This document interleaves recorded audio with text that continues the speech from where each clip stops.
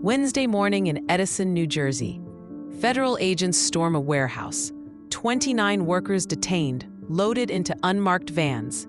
Families left with no information about where their loved ones were taken. 6 major news outlets covered this story, every single one rated highly factual by media monitors.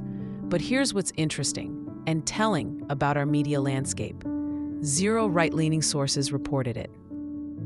Why? And what does this raid really represent? Let's break it down.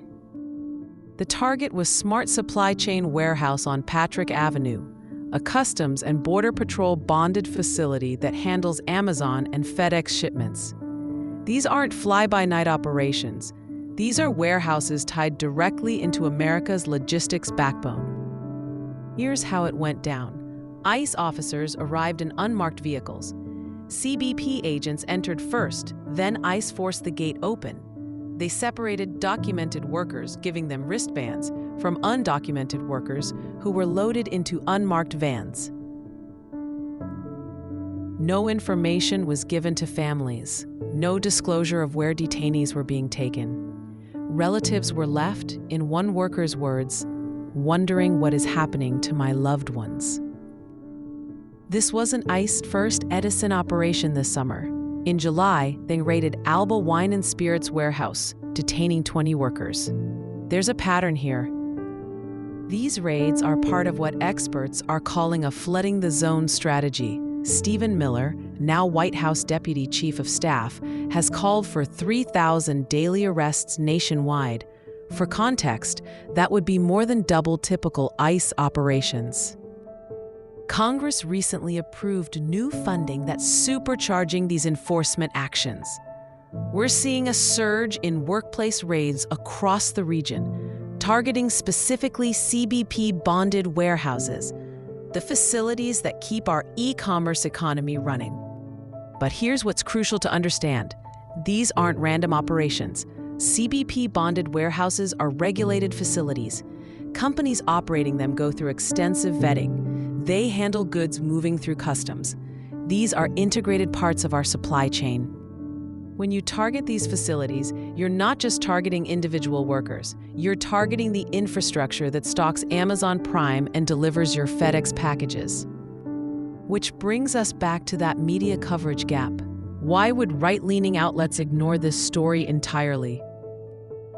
It's not because it didn't happen. We have video. We have worker testimony. We have official confirmation. It's because this story complicates the narrative. The simple narrative is, ICE raids target criminals and businesses that break the law. The complex reality is, these raids are targeting the same logistics network that delivers your online orders, often at facilities run by major corporations with government contracts.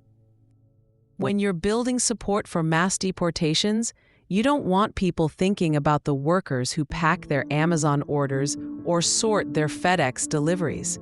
You don't want them connecting immigration enforcement to supply chain disruption. The coverage gap isn't accidental. It's editorial choice about which stories support which worldview. Legal experts aren't sure if these raids represent centrally coordinated policy or regional ICE initiatives, but the pattern is clear. Workplace enforcement is escalating rapidly, and it's targeting the infrastructure Americans depend on daily. 2 of the Edison detainees are already planning to self-deport rather than fight their cases. That suggests this isn't just about removing people, it's about creating fear that leads to voluntary departure. For families and immigrant communities, the message is clear. Even documented workers aren't safe from the trauma of workplace raids. Even facilities with government contracts aren't off limits. For consumers, there's a different message. The convenience economy has a human cost, and that cost is becoming more visible. The Edison raid isn't just about immigration enforcement. It's about how we tell stories to ourselves about who matters and who doesn't, about which news deserves coverage and which doesn't. When major outlets ignore stories like this, they're not just failing journalism, They're participating in the very flooding the zone strategy that turns policy into propaganda. 29 workers detained, 29 families disrupted, zero coverage from half the media landscape.